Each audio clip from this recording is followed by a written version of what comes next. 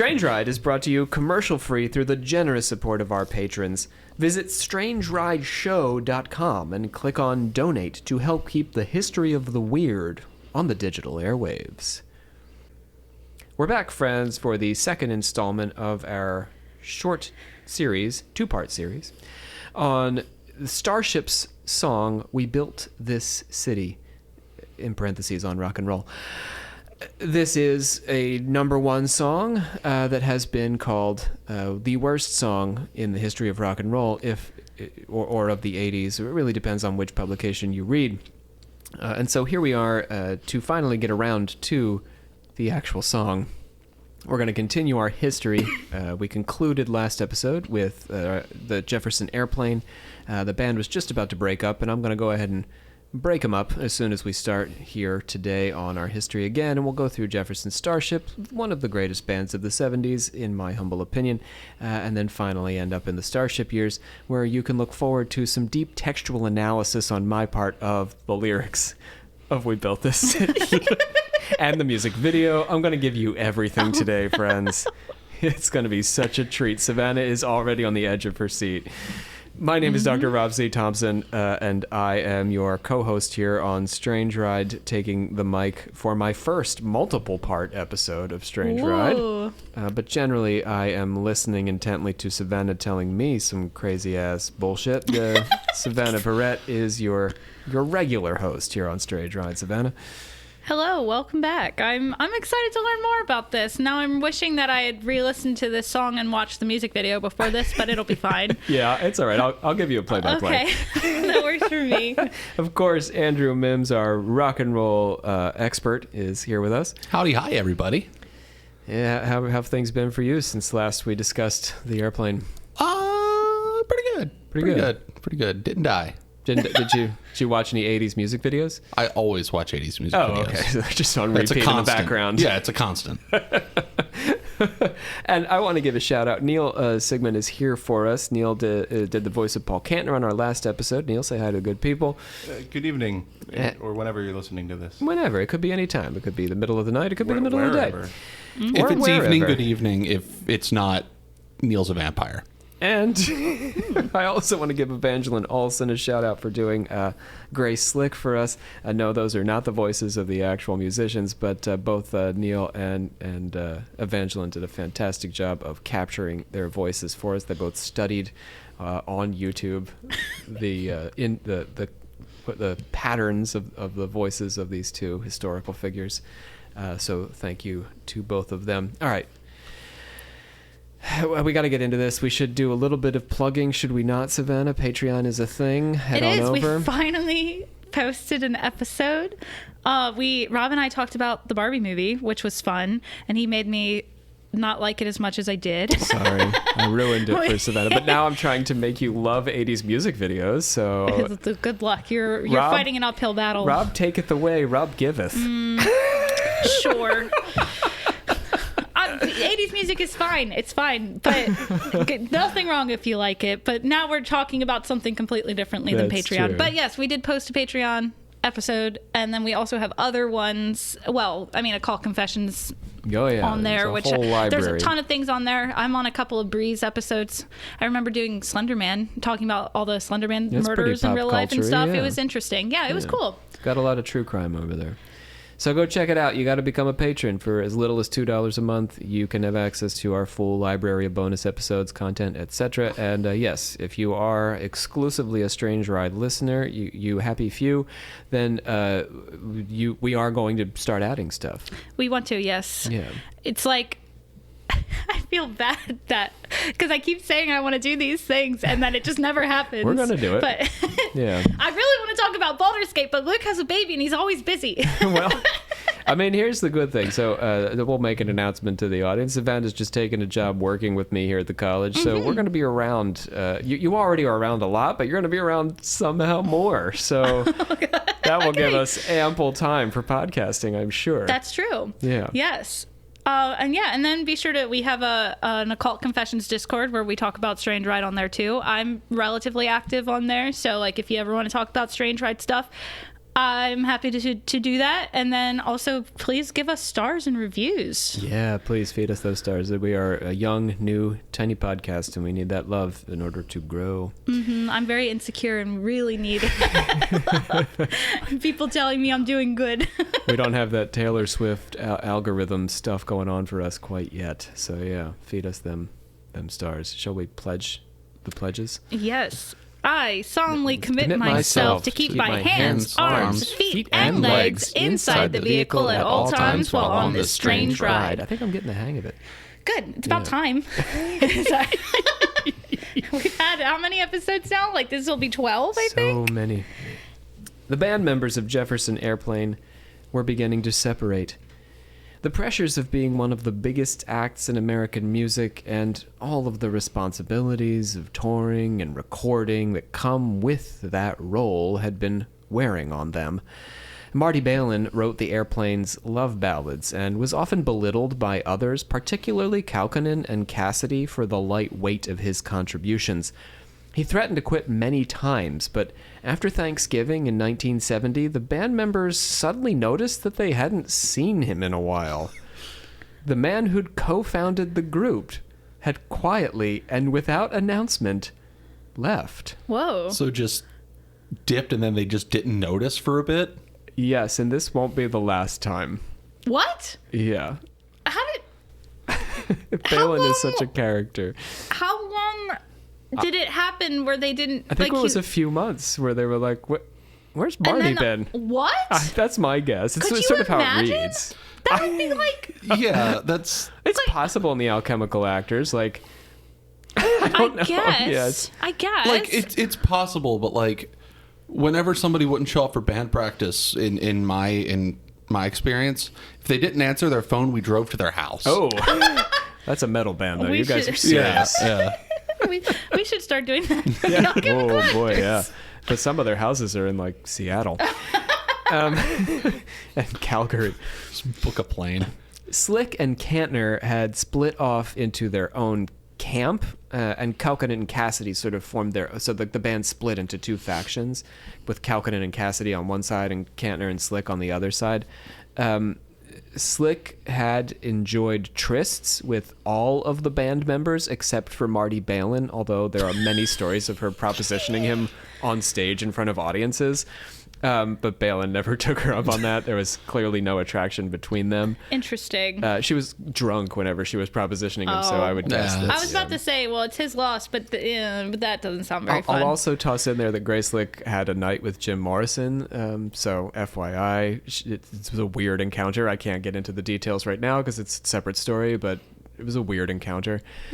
Like you would expect with Jim Morrison. Yeah, I was about to say, it's Jim Morrison. There's nothing not weird with Jim Morrison. Yeah, it's not like it's not like a romance novel. You're not like made sweet love to by Jim Morrison. There's like, strawberries that for some reason like come out of the bed and like, chocolate rains down from the ceiling, and then Who Jim is Morrison, Jim Morrison? the lead singer of The Doors. I don't think I've ever heard of that band either. A hippie dies every time Savannah asks a question like that. Somewhere in America, a hippie keels over. Well, they're at that age. Yeah, they are at that age. We miss you guys. Anyhow, she had trysts, is what I was saying, and settled into a relationship with Paul Kantner, which is not a surprise. They are easily the two most intense human beings in the band, which is saying something. Wasn't she in a relationship when she got into the band? Yes, she was. She was married. That's over. That's been over for a long time. Oh, well, Yeah. I don't remember us ending that, so... Yeah, that's over. Okay, That's well, how marriages ended in the 60s and the 70s. they just stopped talking Sort of like to each Marty other Balin. one day. You just stop. Just stop showing up. You just stop showing up. One day she announced to Kantner that she'd like to have a kid. And China Wing Kantner was born on the 25th of January, 1971. Could you spell that for me? I'm just curious as to how it's spelled. Just like, China. Just like the country? Yes, Kantner and Slick were obsessed with the country of China. And I suppose Grace Slick still does love the culture of China, so they named their child after a country that they both loved quite a bit. That's kind of weird. It's something, yeah. And China, let me say, went on to become like a VJ when there were VJs on MTV. She was shit. an MTV VJ at that time, in the 80s, 90s when that when you could do that as a job. A VJ? A VJ. Instead of a disc jockey, video jockey. Video jockey, yeah. And what else do I want to say about China? You can watch an interview of her, a Howard Stern interview, is available on YouTube. It's of her and mom, and she's with her boyfriend, China. And Howard Stern asks lots of uncomfortable questions the way Howard Stern did back when he was Howard Stern and not whatever he is now. Anyway, so that's worth checking out. So China Kantner, the point I'm trying to make is she was kind of a public figure, sort of like Moon Unit Zappa did a lot of interviews with Frank in the 80s. She was on Letterman with him and that kind of thing. So the hippie kids, when they got into the 80s, tried to get their kids into the business in one way or another. Moon Unit, by the way. This is just what you named your kids. That's just a cool fucking name. Yeah, so China is just like in the tradition of how hippies name their children. Wasn't Beyonce's kid Blue Ivy or something? Like, that's kind of a strange name. Same idea. They really draw, but the original strange names came from this generation. Northwest, Kim Kardashian's kid. Yeah, they're just... It took me way too long to catch the pun. Kantner and Slick, by the way, released an album separate from the other members of the Airplane called Sunfighter, set around the theme of bringing a new child into the world, and it featured a picture of China on the album cover, long before Nirvana would do it. A naked baby is being held up in the sun. Oh, okay. Yeah. So, but this baby didn't sue them. No, this baby did. I mean, I assume China never sued mom. That baby sued Nirvana? Yeah, very the recently. Nirvana baby sued Kurt Cobain's estate and the surviving members of Nirvana. Why? Okay, wait. The rights to the picture. It's about the rights to the picture. Yeah, it's the rights to the picture. He technically couldn't consent because he was, a baby who was thrown into a pool.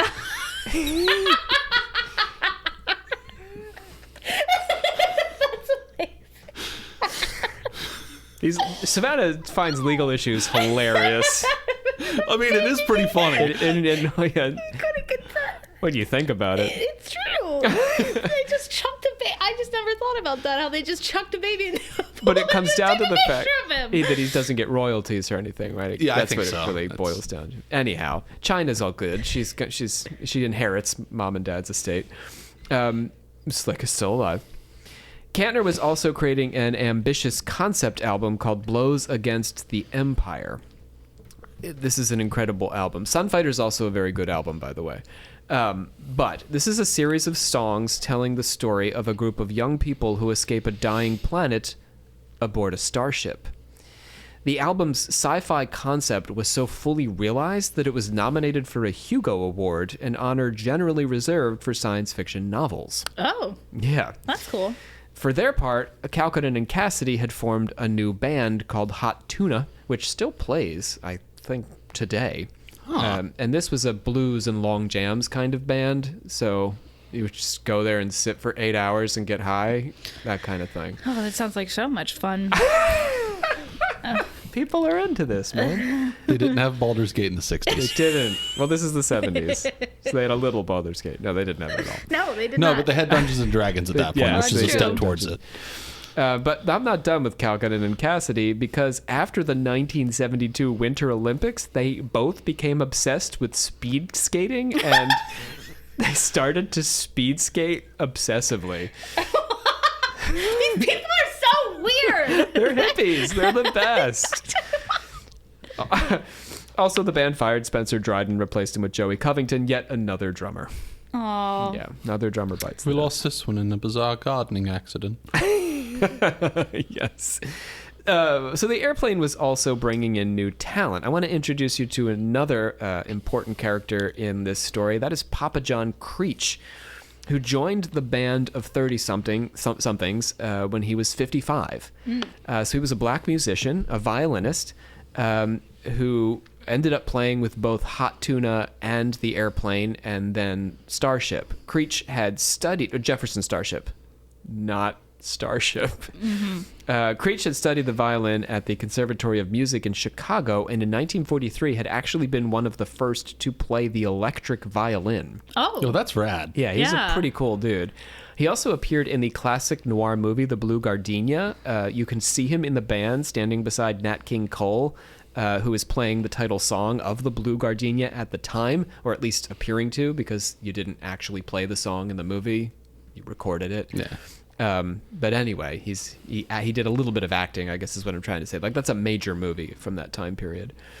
And everyone should see that movie, too. It's a really good movie. He began performing on the cruise ship, the SS Catalina, and then appeared as a soloist at the Parisian Room in Los Angeles, where he ended up connecting with the airplane's newest drummer, Joey Covington. Creech became a key part, then, of the sound, as I said, for Hot Tuna.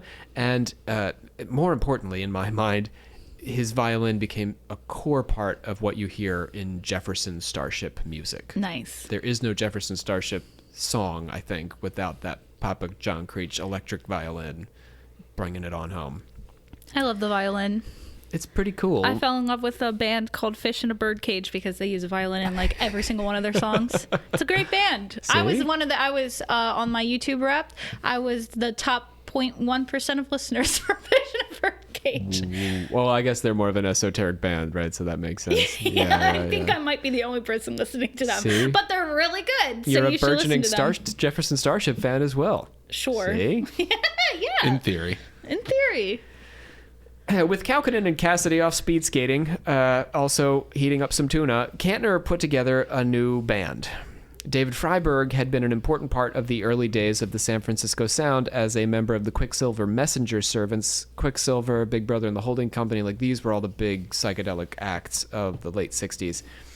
Craig Chaquiso, a guitar prodigy, was only 15 years old when Paul Kantner drafted him. He was a complete unknown, and critics speculated that the name Chaquiso was a pseudonym for someone like Carlos Santana. That's how good he was. Shit. Oh. Yeah. Peter Kaukonen, his younger brother, came in to play bass. So Jorma Kaukonen leaves the band with Cassidy, and his brother joins the band. Weird. That's got to be an awkward, like, family dinner. I mean, the thing about Kaukonen and Cassidy is that there was no bad blood. When they quit, I mean, the airplane ended.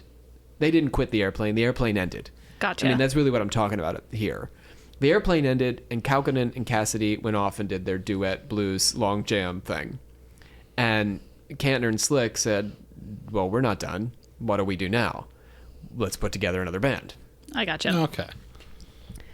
And Peter Kaukonen apparently was going to be in it. John Barbata, who had played with the Turtles, joined in on the drums. The Turtles, best known for Happy Together, Eleanor. No? None of that? Is that the I Can't See Me? Yeah, there you go. I know that one. Sweet. Because they play it in like every movie ever. It feels like. It's a common, or all those old movies. It's a good song, though. My kids love that song. It's a good song.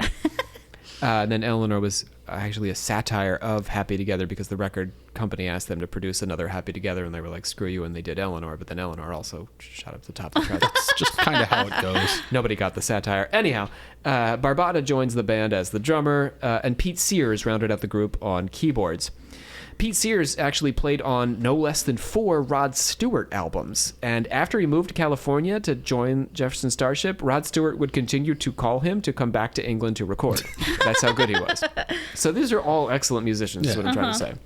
The year was 1974, and the Jefferson Airplane had become the Jefferson Starship. I allowed Paul to steer me and some other loose cannon musicians into Jefferson Starship, a veritable gold record machine as it turned out. The drug-fueled anomalous lyrics of Jefferson Airplane smoothly shifted into the more languid boy-slash-girl laments that made up the critical mass of popular songs of the post-hippie decades. Now it was Marty's turn to be the focus of attention. Languid? Languid boy-girl laments. What does the word languid mean? Basically, she's saying that all of Jefferson, like she's taking one of their greatest hits, which was Miracles, and she's painting the whole band with this song. It's a 7.5-minute song where Marty Balin sings the word baby no less than 50 times. Oh, baby, baby. Okay. It's like music that you would have sex to in 1975. Okay, sure. I definitely know what that's like. You've never had sex in 1975? I'll be real say with you, I Rob. I don't think I had sex in 1975. We didn't do our research for But this you know, it's episode like properly. Luther Vandross. Like it's got that like sexy, slow kind of quality to it. Okay. Anyhow. I'm working really hard to get Savannah to understand this, but I am going to make the point that Slick was mischaracterizing her own music because she was very self-deprecating. So she would always describe her own work in a self-deprecating fashion. It's true that Jefferson Starship was a far greater commercial success than the airplane, but they had not nearly sold out to the degree that they would eventually in the 1980s as Starship minus the Jefferson. As Slick suggested, Jefferson Starship is supposed to have been a poppier version of the airplane with cleaner, easier music, but that wasn't uniformly the case. The band members kept one leg in the experimental and esoteric as they churned out the hits. I think particularly Paul Kantner with his space obsession, that never goes away. The conventional wisdom is that the airplane was the real deal, Jefferson Starship was more commercial, and then Starship was a commercial disaster. But like most simple characterizations, this one is incredibly reductive. And by commercial disaster, I mean a disaster that was highly marketable. So Slick and Kantner were often responsible for the deeper cuts on the Jefferson Starship albums, which weren't as commercially successful as Marty Balin's songs. By the way, Marty Balin's back. Welcome back, Marty. Welcome back, Marty. He never intended to leave. He was just waiting for everybody at Thanksgiving, and they never showed. So he got the wrong address. He'd been sitting at dinner for several years. He was not one of the ones that got obsessed with skating, right? No. Okay. Marty Balin was the male singer who Grace Slick would not sleep with, even though she slept with all the other band members. Yeah. Oh, it sounds like he wouldn't sleep with her. Kantner. Yes, I think that's true. I think that's an important distinction. He was the guy at the beginning of the episode, Yes. the start of the band. Okay, so Balin's songs ended up being the big chart toppers, but my personal favorite tracks on the albums are often the Kantner and Slick songs, which are full of depth and mystery. Let's take, for example, Slick's and Sears' contribution to their first album, Dragonfly. Their song Hyperdrive, which goes for more than 7 minutes and doesn't have a chorus. Oh. Just think about that for a second. Begins, let me just quote you some lyrics here. I never thought there were corners in time until I was told to stand in one. I've heard circles moving right through corners, and they don't even know they've been around and around before. I'm not done.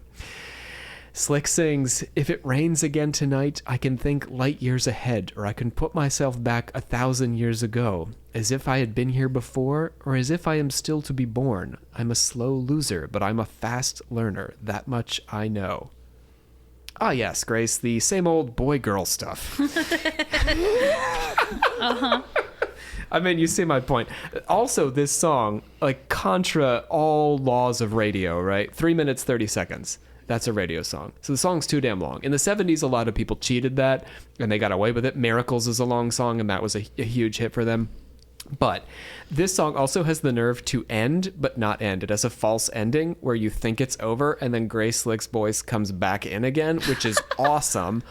I love that shit. Right, but not really great for the radio. No, horrible for, like, marketing. Right, yeah. The Beatles got up to that occasionally, but never to this degree. Like, the Beatles actually would, like, play with it on their albums, but this is in the song. Like, it's intentional. I mean, I guess it's intentional for the Beatles. Anyhow. So that's Hyperdrive. On Red Octopus, Slick sings one of my favorite of all of her songs, Fast Buck Freddy. She says, hold a dollar bill up to the mirror and I'll show you something funny. It's only a fast buck, but it's so hard to make that kind of money. I still don't know what that means, but I love it. Some of y'all out there who are like, you know, blaring your Taylor Swift in your good mood. This is what I blare in my good mood is Fast Buck Freddy. Sing it now while you still have a song. Grab it now while you're still feeling strong. Well, that's nice. It is. Those are nice lyrics. It's very positive. There's nothing quite like that, really, to burn it dry before the fire's gone. Just get you in the mood. Ready to take on the world. 2 albums later, Kantner, Slick, Balin, and Balin's friend Jesse Barish would share writing credit with Thunderhawk and Oglala Sue, who Balin had befriended on the song St. Charles. Again, not boy-girl stuff. Balin and company sing, "She is the storm bringer, the storm changer. Tie yourself down to the mainmast like Ulysses in the water storm. Wind's coming down the main line." I mean, this is not poppy schlock, is the point I'm trying to make. This isn't even about a relationship, really. There's a lot more going on in these lyrics. Jefferson Starship sounded a lot more like the popular arena rock that would go on to dominate the classic rock airwaves for decades afterwards. They were like Boston or Journey or Foreigner, all masters of the power ballad, and Balin was a remarkably talented artist in that genre, as much as Steve Perry or Brad Delp, although he's not often given, I think he's not adequately credited. Like Steve Perry and Journey, they're arena rock gods, but I don't think Marty Balin's name is spoken of in this context as often today, and it should be. Oh, absolutely. But I also want to note, in contrast to Journey, Foreigner, and Boston, that Jefferson Starship maintained an artsy edge that often hid around the corners of every album they created, putting them in the company of more experimental artists like Yes or King Crimson or even early Alan Parsons Project. I know that band sells out kind of hard in the 80s, but early Alan Parsons, like they did a concept album on Edgar Allan Poe. So I'm not trying to sell you Alan Parsons right now, but I'm trying to sell you Jefferson Starship. I think they are more like Yes and King Crimson and Alan Parsons. And their highly literate lyrics kept them in the company of Steely Dan or the Police, although they're rarely acknowledged for their lyrics, unlike Steely Dan or the Police. Jefferson Starship was neither pure pop nor pure art house, and that's why they're still worth listening to today, in my opinion, but they were not on any, superlative in any area. They were just sort of like blending all these elements, and I think that's why they're often overlooked. They're kind of a, lack of a better term, a bridge band. Yeah. That, if you're trying to get more into the artsy stuff, you start off at Boston, you go to Jefferson Starship, and then... Yeah. Start off with More Than a Feeling, then you can work your way up to St. Charles, and then you're listening to King Crimson. It's a gateway drug. In a way, I mean... Yeah. You were talking about this last episode. Yeah, with heavier music, you don't just start off with, grindcore. You get into it through, you listen to Metallica when you're 12, and then you start to, listen to heavier stuff. It's the same sort of thing. Yep. Marty Balin was not a member of Jefferson Starship initially. That's why I didn't list him when they were forming the band. But he contributed a song to their first album, and that song was called Caroline. I could do an entire playlist of songs called Caroline that I love, by the way. I have never had a woman named Caroline in my life, and yet I love all songs about her. My stepsister is named Caroline. Is she really? Yeah. I live in the county. Yeah, it sucks. Is Sweet Caroline on that list? No. I can even live without that one. And I've still got a robust list. I feel like that was some fighting words. What about the version that it replaces the da-da-das with gunshots? Yeah, I'm open to that. Is it Neil Diamond? And it's all the same except they replaced... it's all the same except somebody just adds in just pat, pat, pat. But they take out the vocals? No, it's just the song, but they add in... Oh, on top of the on top of. Oh, I see. Interesting. Delightful. It's art. So this is how it happened then. Marty Balin was not in the band on album number 1, Dragonfly, but he contributed that one song, and that one song would go on to become a fan favorite. So does that mean there was no bad blood between them two, but he kept threatening to quit? Who was he threatening to quit against? Marty Balin? Speed skaters? Well, he didn't threaten, he just left. No, but you said that he threatened to quit a bunch of times. Yes, I think the Speed Skaters were really hardest on him because they were the cool blues guys, and they wanted to do their long jams and stuff and play the guitar, and Balin was like, oh, you're like poppy bullshit or whatever. Right, yeah. Okay. Balin wanted to write about love. Gotcha. Yeah. Well, fuck that noise. That's so boring. Yeah. There's so many songs about love, but only one about the boys being back in town. That's what was I talking about? The song would go on to become so Caroline would go on to become a fan favorite. It was Ride the Tiger that made the singles charts off of that album and helped boost the album up to number 11. Balin then became a regular member of the group, promising to do 3 albums with them. So Balin's always a little He's not like, yes, I'm all in. Let's do this. People loved me. I'm back. He was like, yeah, I'll do 3. I'll do 3. And then yeah. We'll see where it goes from there. Or maybe just 3. Maybe you'll become speed skaters and I'll hate you. Yeah, I got to watch out for these speed skaters. He was the 8th member when the band created their second album, Red Octopus. That feels like a lot of members. It's a big band, but it's the 70s. Yeah. Oh, okay. Yeah. I don't know the average number of bandmates. What would you say, Mims, is the average number of not a ska band, mind you. So if we're talking a ska band, that's like 12. Like 35. Yeah, like your average trumpet section alone is bigger than your average band. No, like your average is like 4 or 5. Yeah, that's what I was thinking. Yeah, it's Beatles size. That's normal band. Depends on if your singer can play guitar too. But they've got a violinist, they've got a male and a female vocalist. So even the Airplane with 5 or 6 members was generally a bit larger. Mm-hmm. So 8 it's in range. So Red Octopus is what we're talking about, and Red Octopus was their big one. This time, Balin's single "Miracles" went all the way up to number 3. The song was twice as long as it should have been for the radio, as I mentioned, so they released a version that lasted 3 minutes and 25 seconds, which is the perfect length for pop music. See, for example, and I'm picking on her a lot today because she's a billionaire and I'm not, Taylor Swift songs. The song is languid and sensual and arguably Balin's masterpiece. Languid, Savannah. There's that word again. Yes, I was about to say that. Still don't know what that word means. Languid means sensual? It doesn't. It means it takes its time. Oh, Grace okay. Slick actually wrote a song called Take Your Time about Marty Balin because his songs were so damn long. Take your time and I'll take my own time, she sings. I like long songs. Yeah, but that's the idea. I gotcha. Languid. It received decades of radio play, and it includes the line, "I had a taste of the real world when I went down on you." Perhaps the most overt reference to oral sex in the entire decade. I have always loved this song. I've always loved Red Octopus, the album. I've had the album since I was a teenager, and I never believed that they were actually talking about oral sex because it was a song from the 70s. But that's exactly what Balin was up to. Nice. Nice. Good for them. About it. Today, the Airplanes and Starship's lyrical adventures seem tame, but at the time, most references to sex were oblique.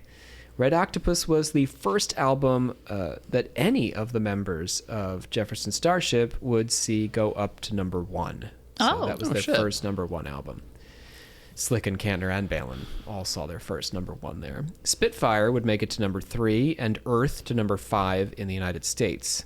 The 4 albums Dragonfly, which went gold, Red Octopus double platinum, Spitfire platinum, and Earth platinum would round out their elemental journey. So each of them reflects the 4 elements. And make Jefferson Starship one of the biggest names in rock and roll. But within a year, both Grace Slick and Marty Balin would be out of the band. Let me start with Grace Slick. Slick had fallen in love with Starship lighting designer Skip Johnson.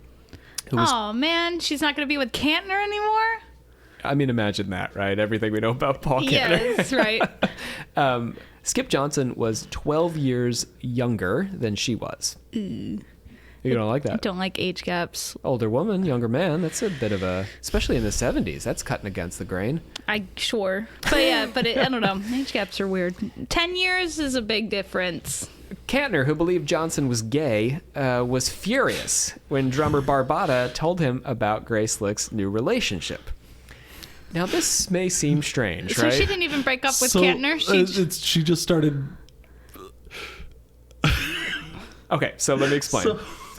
Grace Slick always slept in her own room while on the road, and even believed in separate bedrooms with her lovers at home. She never shared a bedroom with her partners, and they weren't married. She didn't marry after her first marriage. Well, she's gonna marry Skip Johnson, but spoiler alert.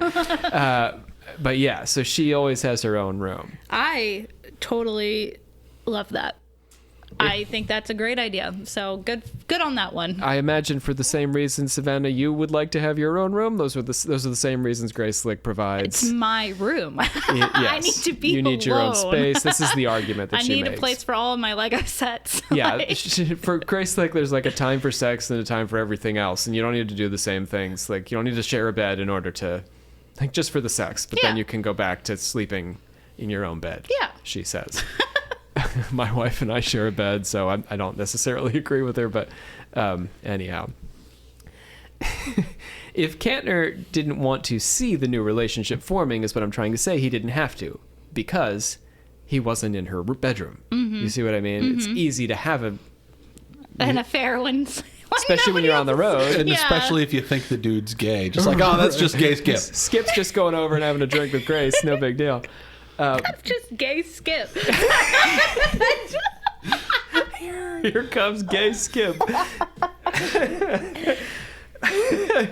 By all accounts, Paul Kantner was, and you're going to be shocked by this, furious.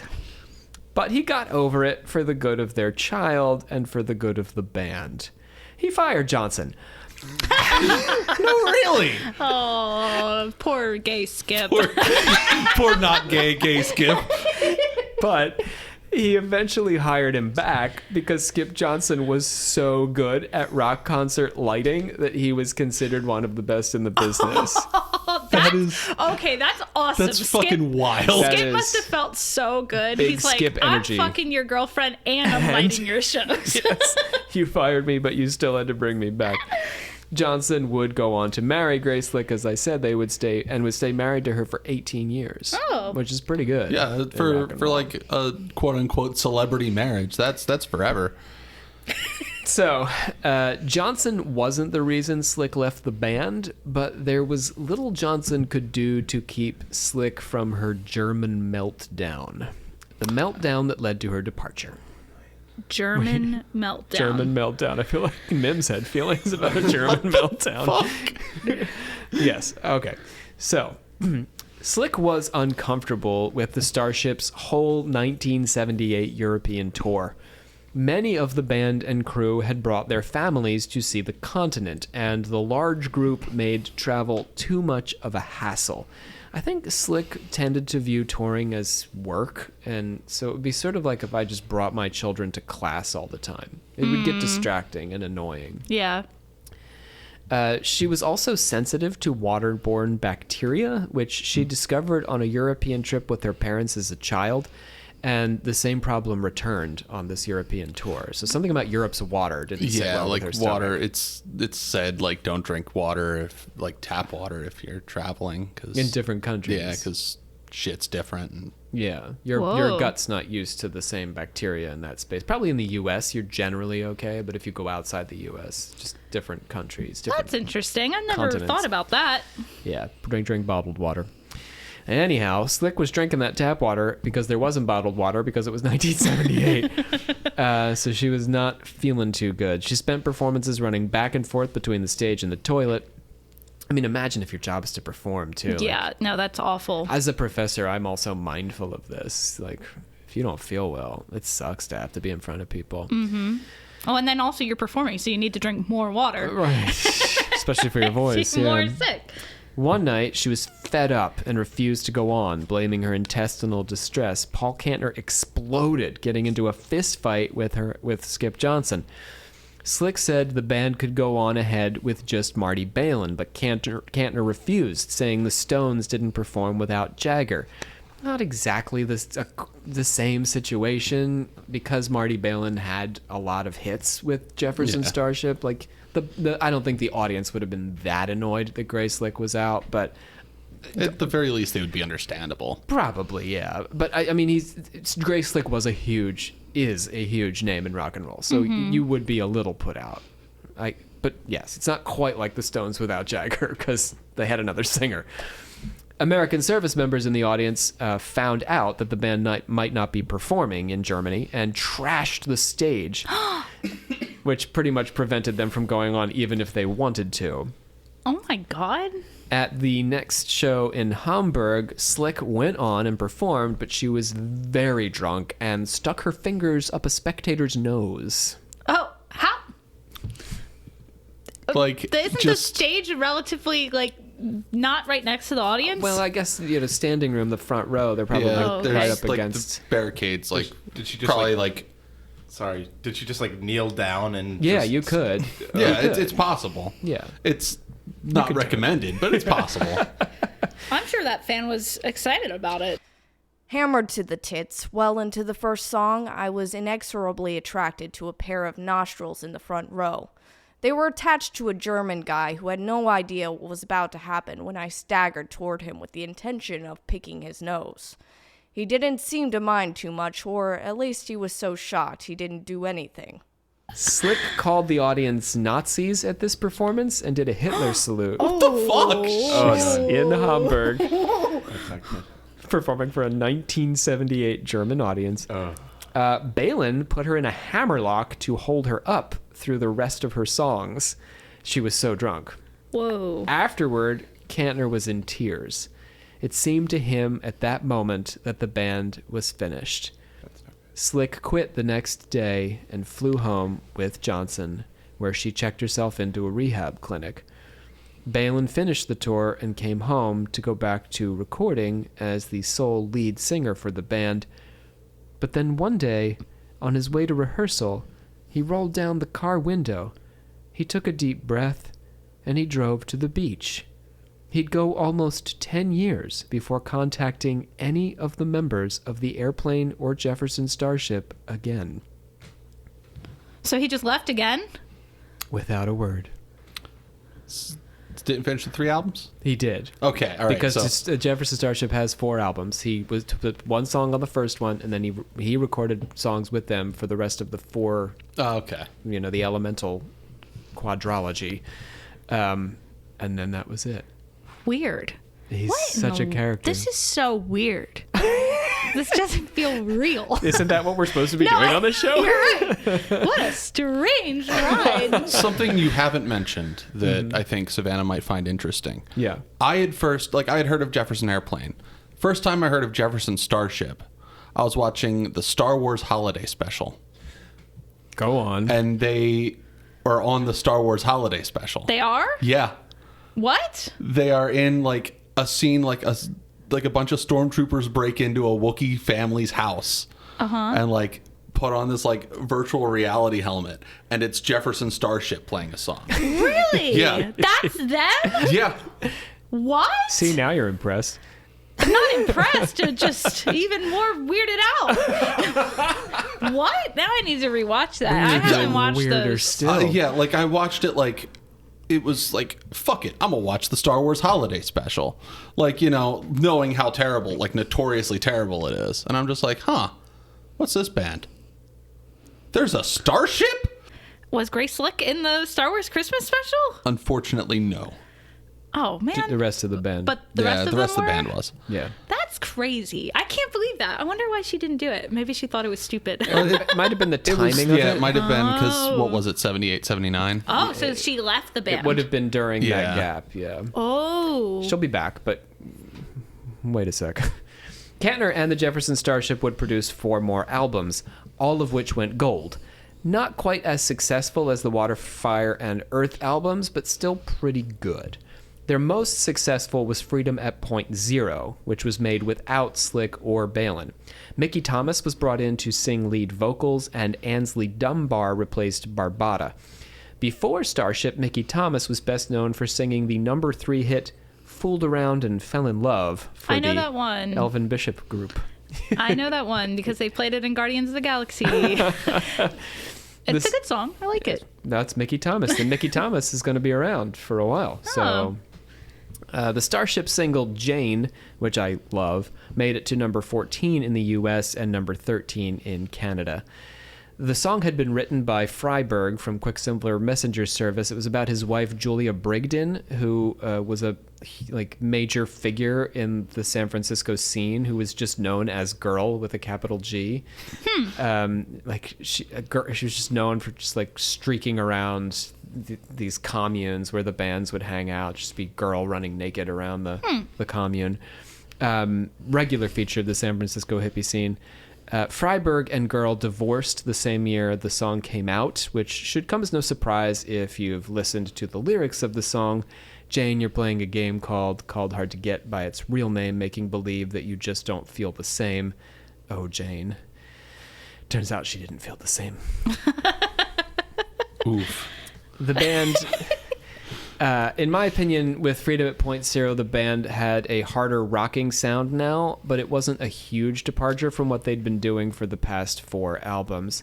It's also now more of like an all-male event. And I don't even want to say that. Like, the combination of Marty Balin and Grace Slick, like, you're taking out a lot of that feminine energy with the two of them. Yeah. So I'm not even really talking about male female. It's just like, of course they're going to have a harder rocking sound. Yeah, plus just a different energy. Yeah. But Slick returned after recording a solo album, so Slick was not gone forever. In total, Slick would record 4 solo albums in her career. Manhole, which is an intentional thing, right? She's being gross. Dreams, Welcome to the Wrecking Ball, and her last album was Software. Dreams is, I think, probably the best if you want to listen to Grace Slick's solo career. But Slick wasn't a solo artist at heart. She didn't want to tour on her own. She didn't tour for any of these albums. And this was... I mean, okay, for our younger listeners who are interested in this song and for some reason in this story, and God bless you, here's the deal. The music industry is the opposite of what it used to be, and it's largely Spotify's fault. So I sucked up to them enough on the last episode. Let's are we allowed to shit talk Spotify now? I mean, within reason, Mims. So it's not just Spotify, but Spotify's just the big dog, right? All of the streaming services do more or less the same. Yeah, you could. But what happened was... in the 1970s and the 1960s, the way a rock band made money was by selling albums. But in order to sell albums, you had to tour. Oh. So you toured to sell albums. You didn't make a lot of money on touring. You made the money on the album sales, and the touring was the way you promoted the album. You see what I'm saying? Okay, yeah. Now the situation is reversed because the music is no longer released on an album that you buy for $10. Now the music is released on Spotify, which you make 0.11 cents or something on, right? Yeah. It's less than that. 0.0 something. Yeah, it's like 0.0003 on Spotify. Yeah. It's abysmal. Weird Al just made a video. Yeah, Weird Al was the realist on this shit. He was like, oh yeah, I got streamed like 80 million times, so thanks for the $12. You guys bought me a sandwich or something like that. But see, this is what's happened. So Taylor Swift makes her money on touring, $1 billion. Oh yeah. But I mean, they're impossible to get, those tickets. So when the Starship would tour, when Jefferson Starship was touring, they were touring to sell albums. They were not, you would tour around an album usually. You release an album and then you do a big tour to sell your album. Gotcha. Now you release the music in order to sell tickets on your tour because that's your source of revenue. Interesting. But okay. and that's complicated. Who said it, but it was a recent rock artist who essentially said musicians these days are t-shirt salesmen. Yes. Because most of the money you make is on merch. Well, so are podcasters. I mean, I guess the only point at which we give this shit away for free. So I hear musicians, except that we expect to give it away for free and that patrons will. Yeah. So it's just that podcasting has always operated in this world where it functions like this. So we were born into this. Mm-hmm. Podcasting as an art form, or whatever you want to call it, was born into this. Music was not born into this. Yeah. Music was, I don't know. Well, that makes sense. It's like a tidal wave washed over music. Yeah, it makes sense why t-shirts are so fucking expensive at concerts. That totally makes sense. That on top They're like $40 for a t-shirt. That on top of a lot of venues will do merch cuts, which means, hey, you give us 15-20% of whatever you make off of merch. It's garbage. God it is damn garbage. It's so hard to be an artist. But still, the best thing you can do is buy tickets to your favorite artist. Yes. Yeah. Yeah, support. If you can even get them. Well, you can if you don't like Taylor Swift. Well, that's true. So coming back to Grace Slick, she didn't want to be a solo artist. She didn't tour on her solo albums. Her solo albums remain esoteric, although you can listen to them on Spotify. She said, I wanted to be a member of a band. That's all she ever wanted. And this was consistent throughout her career. After Somebody to Love and White Rabbit had been successful for Airplane, RCA asked if she wanted to release Two Heads from their next album as a single, but she said no. She didn't want the Airplane to become her backup band. It's the opposite, I think, of what we have today. So I think it's good that we had this conversation in context of what Slick is saying about her solo career here. Mm-hmm. It's the opposite of the Taylor Swift herself is an affront to the Grace Slick ethic because she's a solo artist. And it's not Taylor Swift and her band. Who is her band? Who cares? No one knows. There is no band. Yeah. It doesn't matter. But for Slick, she never wanted to be, in essence, Grace Slick. She wanted to be the Jefferson Starship. She wanted to be the Jefferson Airplane. Mm-hmm. She wanted to be one of the boys. She said, the only reason I ever received any more attention than the others was that I was the only female. The same thing would happen to the only goat in a pig pen. Yes, I do remember her saying that. It's where the eye go. Yeah, you and I talked about it. She sang backup and made a cameo on a few songs on Modern Times before returning as a full-fledged member for Winds of Change and Nuclear Furniture. So she experimented with the solo career and said, no, I got to get back with the boys. Mm-hmm. And even though she had to, eat some crow there, she went on back home. These albums featured some pretty cool tracks. I recommend Stranger on Modern Times. I recommend the title song for Winds of Change, also No Way Out on Nuclear Furniture, but they weren't nearly as successful as the band's earlier work. The band couldn't decide on a clear direction. Either they would remain committed to their roots as rock and roll stars or take up a more modern commercial sound. The old hippies, Paul Kantner and Freiberg and Peter Kaukonen, were the rockers, but the younger Chasico and Thomas and the latest drummer, Donnie Baldwin, were looking to capture the top of the charts. Slick was in the middle, but she ultimately sided with the young guns, telling Paul Kantner to write better songs. You don't tell Paul Kantner to write better songs. After having a child with him and then cheating on him and then getting married to some other guy. I mean, beyond that, I will say, as a fan of both Grace Slick and Paul Kantner has a unique genius unto himself that I think is not to be questioned in that way. Like, she's essentially saying to him, write more popular music. And he's like, no, I'm writing my, freaking truth. You know what I mean? Mm-hmm. So he quit in a huff, and the band split apart yet again. Kantner had been the last remaining link to the original band because Slick joined a year later, and he held a terrible, nasty, awful grudge. Mm-hmm. When the band reformed as Starship, basically with Slick and the young boys, I said that the wrong way, the young men. It's just me and the boys. Me and the little boys. Slick and the Young Boys. Slick and the Young Boys. That probably could have been a band. Yeah, I was about to say, that's not a bad band name. Yeah. Anyhow, Paul was pissed. He sent Starship members manila envelopes full of bad reviews and nasty comments. He called the hotels that the band were staying in to say that relatives of theirs had died in imaginary car crashes. Remember Paul from the beginning last episode? How he could, hire a new drummer while you're away fixing his glasses for him? This is the old Paul. And then he sued them over their use of the name Jefferson Starship, and in 1985, the band gave him a cash settlement, with the name becoming property exclusively of Grace Slick and band manager Bill Thompson. But both the Kantner and Slick camps agreed off the record to drop use of the word Jefferson anyway, and the band simply became Starship. Interesting. Okay. And that brings us to where we've been trying to get to for the last 2 hours, namely the Starship. They kicked out Freiberg, another hippie from Quicksilver Messenger Service, who Slick said wasn't making much of a contribution anyway, and the new band was ready to pop the top of the pop charts. That's so interesting, though, that she had a full-blown meltdown and left, and then how many, it was years later? A couple years later, she shows back up and is like, takes fuck it you, over. Get out, it's my band now. She sort of realizes her power to a certain extent. I don't mean it dawns on her. I think she just makes use of it for the first time in the history of this band as Grace Slick, the celebrity. I want to say about Freiberg, too, that Freiberg said after Slick threw him out of the band that he should have left with Kantner because Kantner left essentially on principle, and Freiberg was a hippie, too, so he should have gone with the old guys.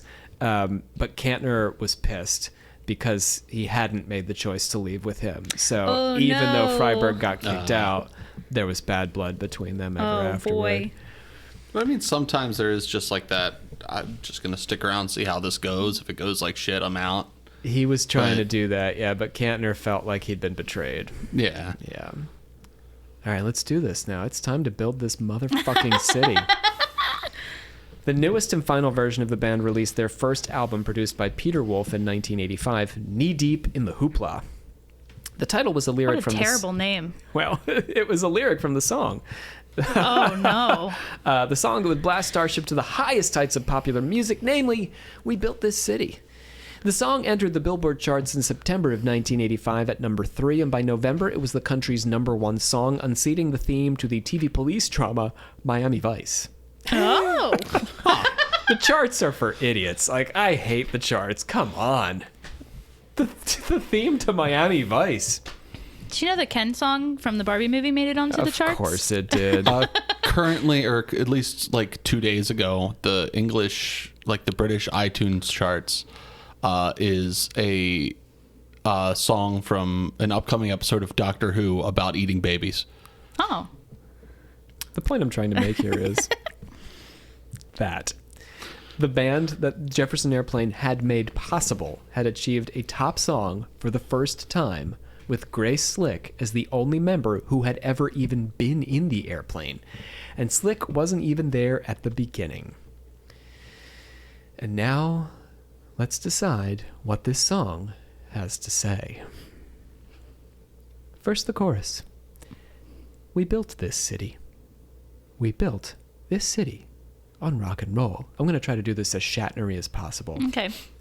That's not actually the full chorus, but that's how the song begins. It's a line most Americans, if not most people in the Western world, have heard at some point. And in the U.S. at least, continue to hear in mall food courts and Wawas and dentists' offices with some consistency.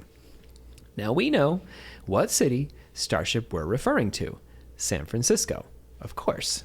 They created the San Francisco sound. Not Starship, but at least Grace Slick was somewhere for it. The song itself clues us in. Although none of the lyrics say what city they're singing about, a voiceover cuts in. A strange moment in an already strange song, with the speaker assuming the role of a San Francisco disc jockey.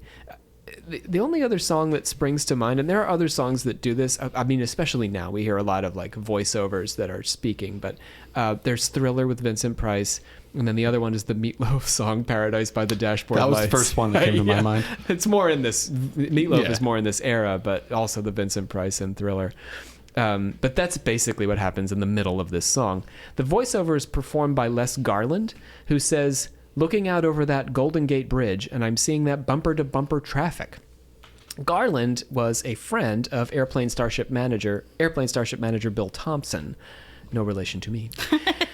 Garland had been the program director of 4 major radio stations, including KFRC in San Francisco. Think about that for a second. So the guy who's doing the voiceover has a link to San Francisco radio. He was also the programming head of MTV, which was quickly taking over how music was marketed to the masses with its music videos. This is in 1985, right? Is when the song comes out. So Les Garland, who has ties to both San Francisco radio and MTV, is doing the voiceover. And the voiceover is talking about that Golden Gate Bridge. Clearly, this song is about San Francisco.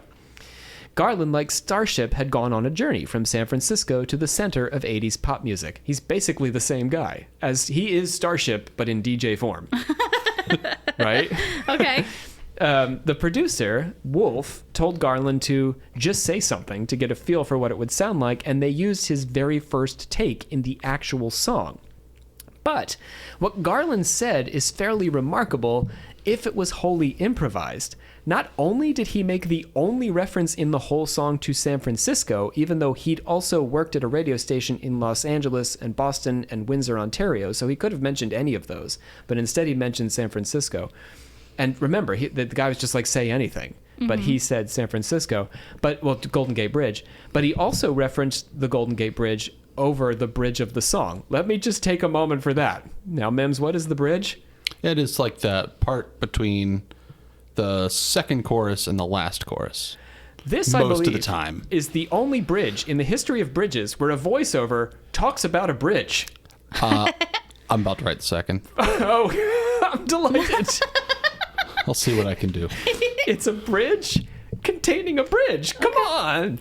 That's Yay. Amazing. Yeah. Woo. Anyway. I'm so impressed. It is one of the few, if not the only bridge, to reference an actual bridge, is what I'm trying to say.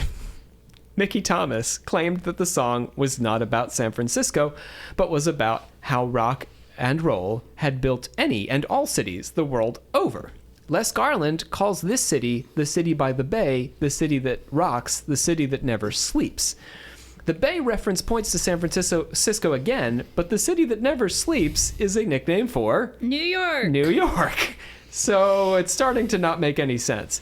Maybe Thomas is right that the city being built is all cities, but it's impossible to ignore Starship's link to San Francisco. Slick, after all, was still a key member of the band, and her voice was front and center on this track. Someone must have coached Garland, or Garland assumed that the city referenced in the song sung by Starship had to be the former home of the airplane. His slip on the city that never sleeps could simply be chalked up to the fact that he didn't know that they were using that take, and Wolf and Company chose to include it on Thomas's premise that the city is actually any city, even though it makes much more sense that it's just San Francisco. You following me? Yes. We built one of these fucking cities on rock and roll. Not sure which one, though. Pick a city. This is going to get worse when you get to the music video, by the way. Let's move on to the verses. Say you don't know me or recognize my face. Say you don't care who goes to that kind of place. Knee deep in the hoopla, sinking in your fight. Too many runaways, eating up the night. If I sang this at all, I believe we would get sued. If you sing it like shit, then you might not get you sued. should be fine. We're covered under parody then. It's difficult not to read what I've just said. Say you don't care who goes, keep knee deep in the hoopla, sinking in the fight, too many runaways. It's difficult not to read this as a reflection of the infighting that took place in the earlier two iterations of the band, particularly the split that formed the Starship itself. Say you don't know me or recognize my face, right? Sinking in the fight. These are the internal fights of the band, right? Particularly the split that formed Starship, right? As the band changed with the times, it became unrecognizable to its founders. You don't recognize my face. Oh, okay.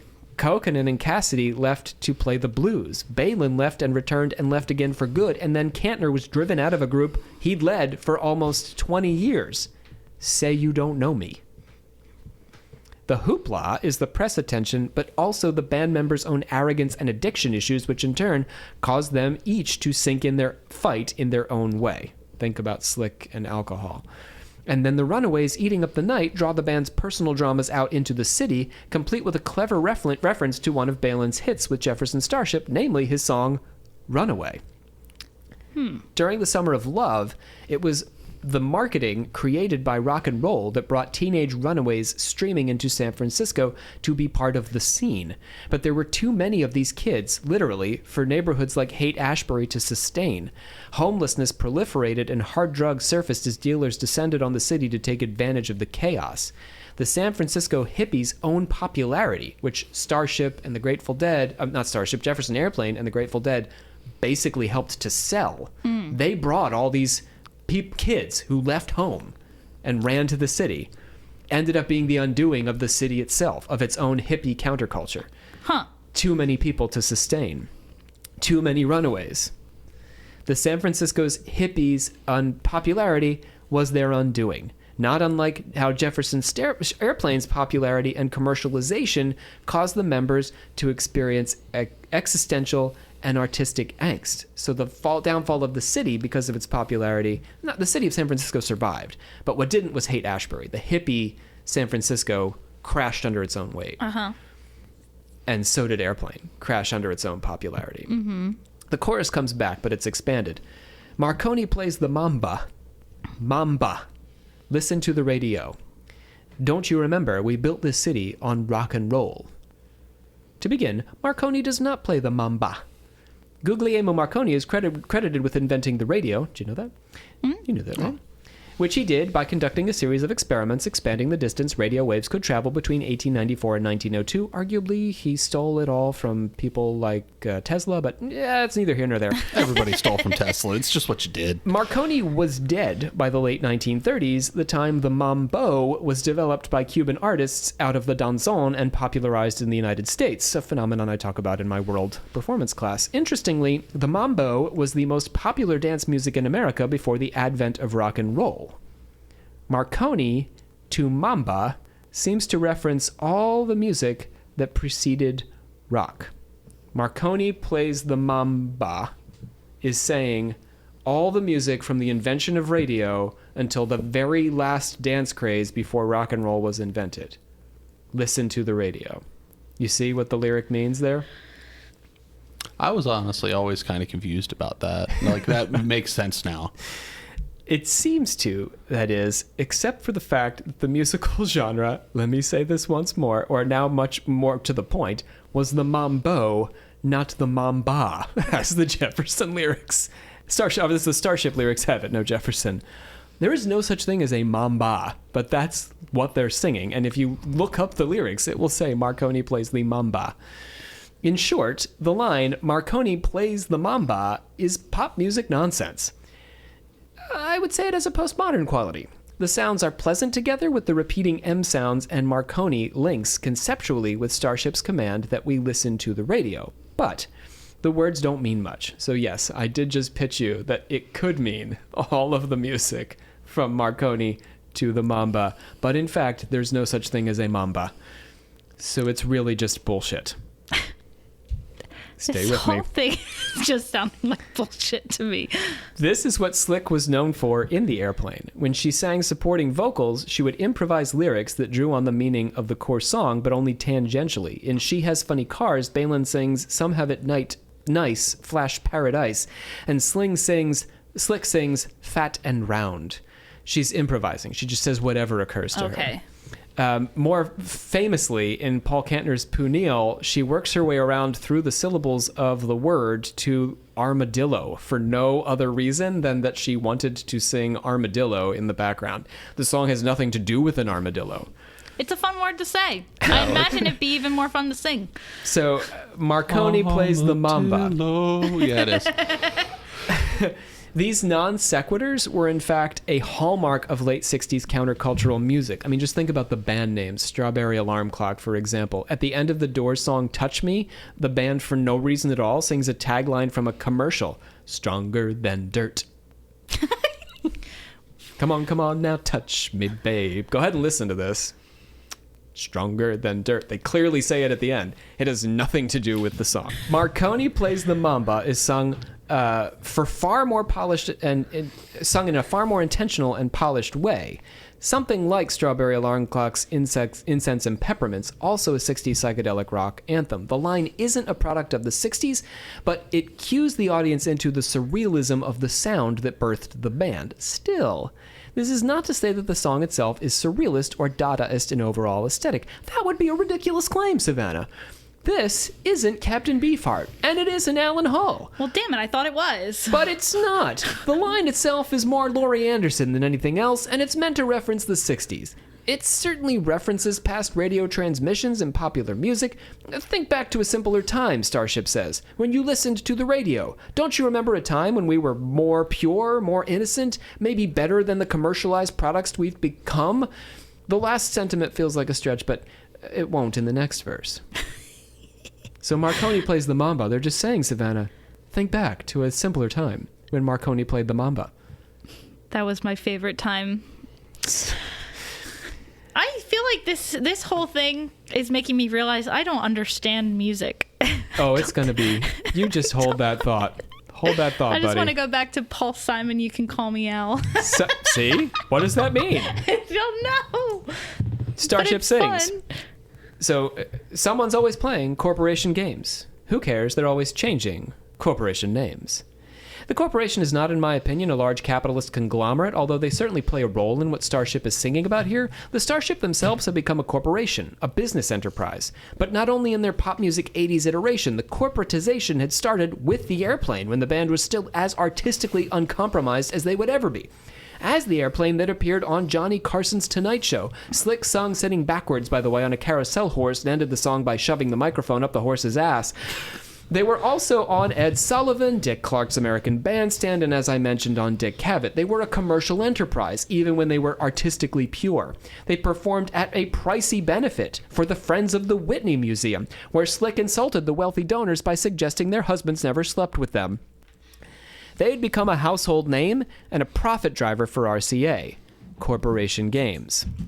One night at the Fillmore East, Slick, who was known for indulging in rants between and within songs, that shocks you, I'm sure, got into a doozy right in the middle of Somebody to Love. She would often, I think, as the band is riffing during Somebody to Love, she would often go off on these tangents. And she said to the anti-authoritarian hippie crowd in front of her, "You know the people you're rising up against? They're also in the White House, but they're also right here. Because you had to pay to get in here, it wasn't free. You're paying our asses so I can send up and have a shrimp salad and all that shit. You can't, and I'm a jerk, because I love it. Take it from me. Grab it from me. I got what you want. Get it, grab it, fondle it." Slick may have been driven by guilt, but her honesty cut through a lot of the bullshit around the selling of hippie music. The Airplane may have been the least corporate of the band's iterations, but they successfully sold their brand to an international audience. This is the deep irony of all the most successful music of the late 1960s. They preached an anti-establishment message that the establishment then sold to young Western audiences in America, Canada, Europe, and Australia. Despite all of the idealism of the 60s, there was also a lot of ambivalence. Los Angeles' Buffalo Springfield sang, "What a field day for the heat. 1,000 people in the street. Singing songs and carrying signs mostly say, hooray, Forside." The Who asked us to meet the new boss, same as the old boss. Not exactly a ringing endorsement for progressive politics. On the Airplane's penultimate album, Bark, they sang, "Rome, she cut our armies down and left them in the snow. So now I go to where I come from, now I go home to the sun. Moses, Moses, the Red Sea closes over you when you least expect it to." There's a sense that the idealism couldn't be sustained, that the establishment rose up, that the hippies were drowning. Starship continues in their song, "We just want to dance here, but someone stole the stage. They call us irresponsible, write us off the page." This feels like a callback to the Airplane's performance at Bakersfield, where kids under 16 weren't allowed to dance. Remember that? Mm-hmm. And so the police kept everyone from dancing until Paul pointed out that the audience was much larger than the police. They were the establishment, and we were the anti-establishment, taking back the dance and the stage. Later in the song, police have got the chokehold, and the countercultural rockers have just lost the beat. Starship is both the villain and the hero, fighting the power but also being subsumed by it to do its bidding, a bargain that enriches the artists but leaves them with an uneasy feeling about what they may have given up. After Paul left, I remained the last shred of the original Airplane lineup, and I enjoyed an easy ride. I was surrounded by friends and good traveling companions. The congenial atmosphere made our pop more middle-of-the-road music tolerable, and the 3 chart toppers supported our various families of children, dogs, grandmothers, and mortgages. Don't you remember? Remember, we built this city. What'd we build it on, Rob? Who counts the money, Mims? Underneath the bar. Who rides the wrecking ball into our guitars? The Wrecking Ball seems to be a reference to Slick's third solo album, Welcome to the Wrecking Ball. As for the money, Airplane and Starship had 3 managers.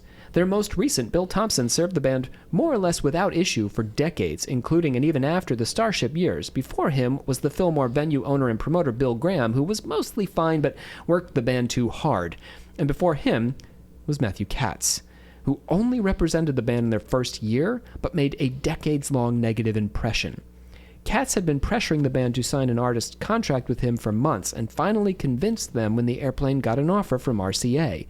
Katz told them falsely that they needed management before they could work with RCA.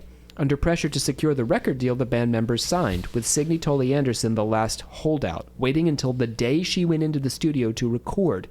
Katz also told them that as their manager, they had to make him their music publisher, giving him the rights to their songs and receiving 20% in return. Was that true, Mims? Fuck no. Not true.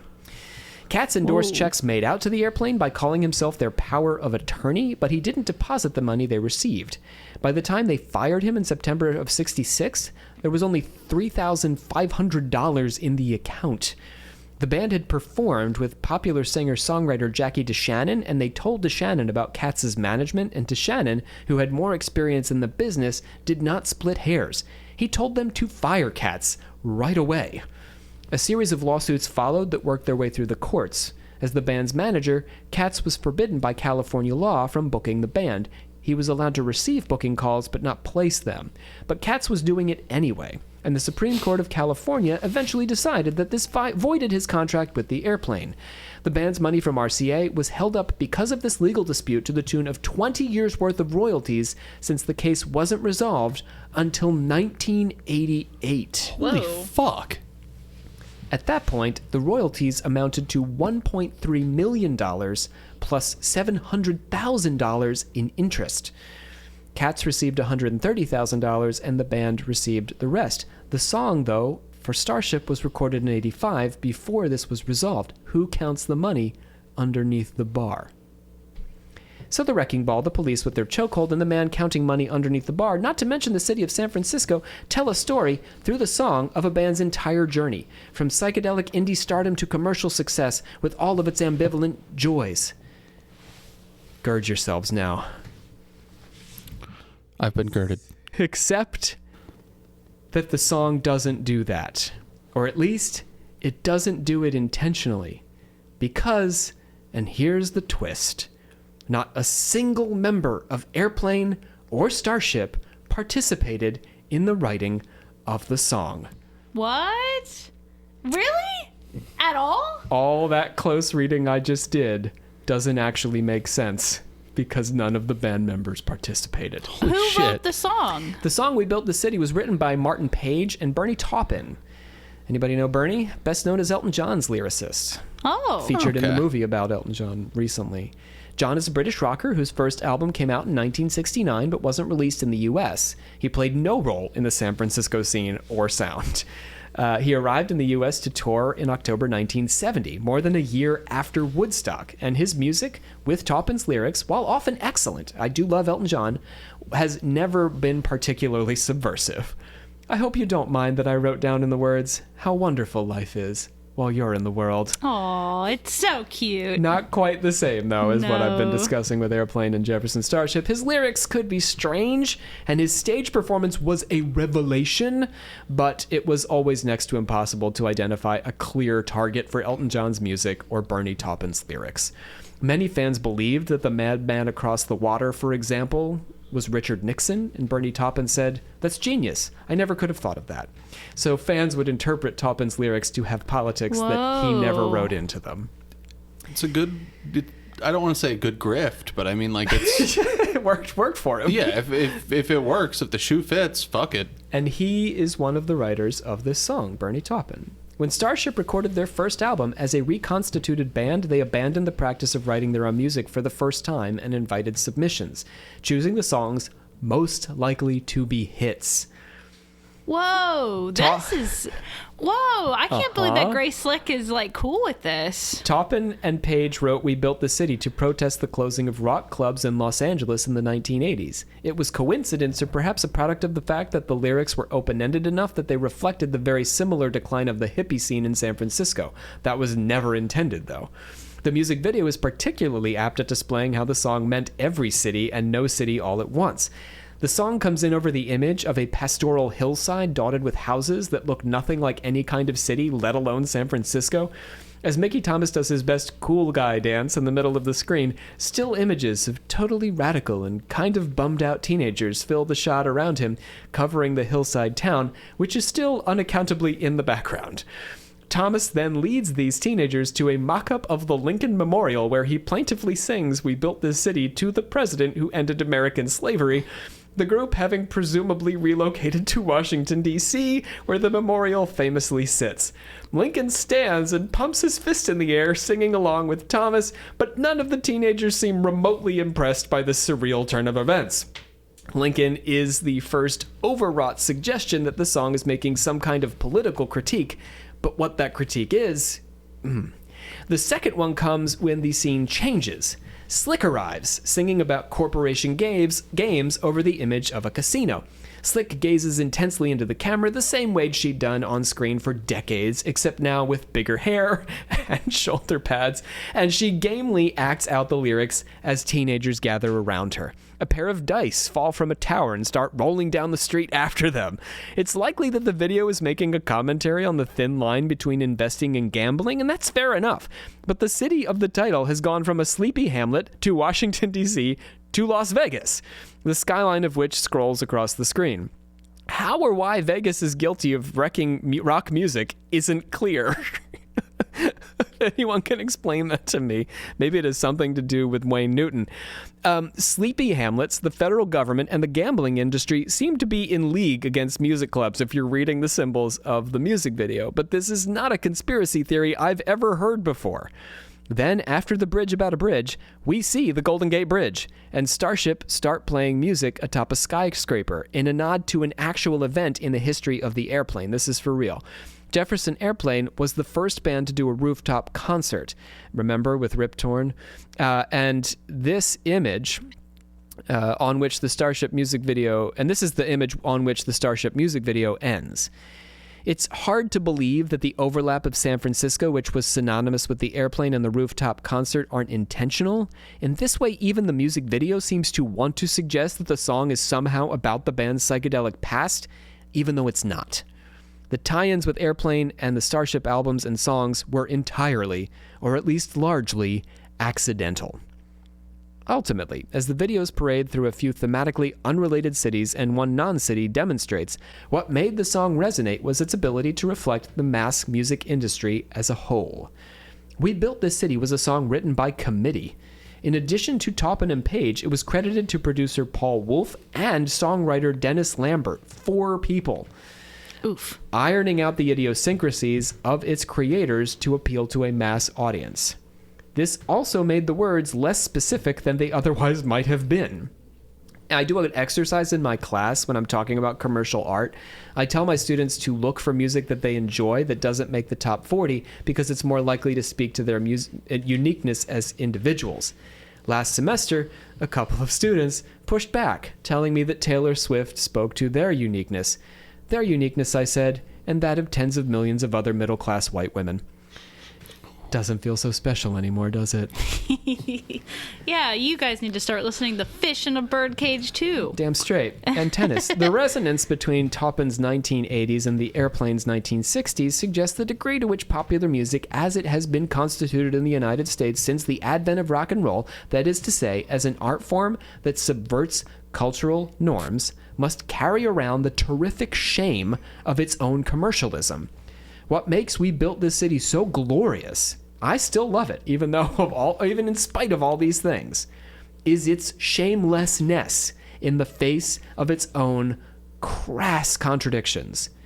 The fact that Rolling Stone would call this the worst song of an era full of terrible music. This was the decade when the Beach Boys sang Kokomo, and Mickey was so fine he blew my mind, and Milli Vanilli existed. I was about to say existed. Speaks to how brazen Starship was in manifesting a deep contradiction the music business still pretends not to recognize. Milli Vanilli is not the worst of the 80s. It's this song. Do you see? Okay. This song pisses the music industry off. It pisses Rolling Stone off. It pisses the rock critic, the literati of the rock world off on a deep level that even You're So Fine You Blew My Mind does not piss them off. Even Kokomo, the complete undoing of a band that was the height of 60s harmonies, right? And lyrics. That song is not the worst. It's this one. Why are they so angry? I'll tell you. A song that laments corporate greed, on the most commercially successful album ever produced by any incarnation of Airplane Starship also perfectly captures the intense irony of the hippie movement and perhaps rock in general. From punk to rap to grunge. Music that has all started as subversion and become commercialized. Protest songs written to fight the establishment were packaged, marketed, and sold by the establishment, and made the artists who wrote them rich and famous, and the executives who owned the means of production even richer than the artists. Think about Spotify again. Mm-hmm. When the 60s counterculture took over mass culture as it had dreamed of doing, it may have successfully shifted attitudes around sex and perhaps also war and violence, but it was subsumed by and became a product of capitalism, which it joined rather than beat. FYI, friends, we're still in capitalism. The 60s didn't undo it. Neither did Kurt Cobain. This tension is most obviously what splintered Jefferson Starship and also Jefferson Airplane. On Bark, the album that best captures the experience of their decline, it's Jorma Kaukonen who writes in his song Third Week in Chelsea, "As dawnlight closed around me, my head was still in gear, thinking thoughts of playing more and singing loud and clear. Trying to reach a friend somewhere and make that person smile, maybe pull myself away from that old lonesome mile. All my friends keep telling me that it would be a shame to break up such a grand success and tear apart a name. Emptiness ain't where it's at, and neither's feeling pain." The Airplane, this ultimate expression, right, of subversiveness and deep feeling on the part of the artists becomes, for Kaukonen at least, and probably I think all the band members, an empty, painful experience because of its success, in part. 14 years later, the Starship sang, "Don't tell us you need us, 'cause we're the ship of fools, looking for America, coming through your schools." The image of the ship was actually central to Airplane and Starship, particularly for Paul Kantner, who had only just been ejected from the band. For Kantner, the ship was a means to escape a corrupt and dying society. In Wooden Ships, which he wrote with David Crosby while out on the water, a song both Airplane and Crosby, Stills, Nash & Young recorded, he told the silver people on the shoreline to leave us be. Blows Against the Empire was an entire album about Kantner's free-thinking hippie freaks hopping on a ship, a starship, and the inspiration for the band's change in names, heading to the final frontier to create a new society. But Kantner was gone, and Starship's Ship of Fools was not an idealistic spaceship. It was a ship of fools. Centuries ago, before the advent of the asylum, people deemed to be insane were placed on ships and put out to sea, floating from dock to dock to seek provisions. These people were, as the hippie culture imagined themselves, and rock culture ever afterward imagined itself to be, unable to fit into regular society. They actually put the insane on boats. Whoa. I had no idea. This is true. That's fucked up. That's in the case, and this is how the hippies saw themselves, as the ship of fools. But it's Starship in the 80s with their big hair and their shoulder pads who are singing "We're the Ship of Fools." In the case of many of the Airplane members, particularly Slick, it was true enough that they were unable to fit into regular society. I think I have proved to you that Paul Kantner and Grace Slick cannot reasonably fit into regular society. But these people also had lost touch with reality, a common product of too much fame and wealth. Starship were the fools in more ways than they let on. The commercialized lunatics of Starship weren't threatening to render your child a culture-disrupting free thinker, although that's likely what Taupin imagined. In the context of "We Built This City," they were coming to your schools like Instagram or TikTok to make your children mindlessly desperate for the attention of others and anxious to conform for the sake of popularity. This, in my opinion, is what makes this song great, rather than awful. There's nothing especially secret about its commercial message, and when you dig down a layer, it becomes something wonderful and terrifying. Remember the Mamba that Savannah couldn't wrap her head around? The song just doesn't care that Marconi never played it, not to mention the fact that the word itself doesn't exist. And that's the point. The song doesn't give a shit. Fuck you for trying to give a fuck about any of this. It's all meaningless nonsense. I love this song for its brilliant takedown of itself. It is a perfect cap on the Airplane's career and the perfect tragic end of an arc. The Starship would go on to produce 2 more albums and 2 more #1 hits. The first, Sarah, was also on Knee Deep in the Hoopla. Wolf was so good at picking hits for this album that he listed City and Sarah as the first and second tracks. He knew that they would be the ones to go to #1, and they did. The third #1, Nothing's Gonna Stop Us Now, was on their second album and written for a movie about mannequins who come to life. This is true. Oh? Yes. Slick quit before the third and final album, which nobody cared about or listened to, and she came to regret her time with Starship despite its great commercial success. Slick prided herself on her iconoclasm and age-appropriate pragmatism and thought it was strange to be singing Put Your Hand in My Hand and Don't Ever Look Back on the Mannequin song. It was a song for teenagers, not a woman in her 40s. In fact, Slick was the oldest woman to have a #1 single with Nothing's Gonna Stop Us Now at the age of 47, beating her own achievement with We Built This City in 1985 when she was 46. Oh, shit, really? That's true. I mean, I don't know if that was true at the time. I mean, it's not true now, but it may actually. We could look this up. Oh, Brandi Carlile, I don't know how old she is. Anyway, we could look this up. I don't know how long this record stood. For me, the 80s incarnation of Starship that Paul left felt entirely opposite from the 1969 version of Airplane. It was almost like having 2 different occupations. The 2 bands had different focuses, purposes, and conduct. One was a circus and one was a musical shopping mall. The descent of Jefferson Airplane, gradually transforming from the rock avant-gardists they began as in 1965 into the insufferable pop superstars they became in 1985, is sometimes read as a parallel of rock music's own descent. But that forces us to imagine that all 80s rock is crap, just waiting for the new Seattle sound to kick us back into gear in the 90s. While I've heard this from some of my more uncultured peers at least more than once, such a generalization requires that we overlook the genius of, and feel free to list more in the comments, Roxy Music, The Talking Heads, Tears for Fears, Sade, The Pointer Sisters, Kate Bush, Laurie Anderson, Depeche Mode, Joy Division, and New Order, Echo and the Bunnymen, not to mention Mike and the Mechanics, Squeeze, Elvis Costello, Thomas Dolby, Devo, and Grace Jones. I'm personally a fan of Bon Jovi and Dokken. Killing me. I like the Talking Heads. They're weird. There you go. I like their songs. Well, David Byrne never hurt anybody. What Starship's journey to build this city really shows us is how the trip to the top of the pop charts is a drop down into the depths of musical and lyrical hell.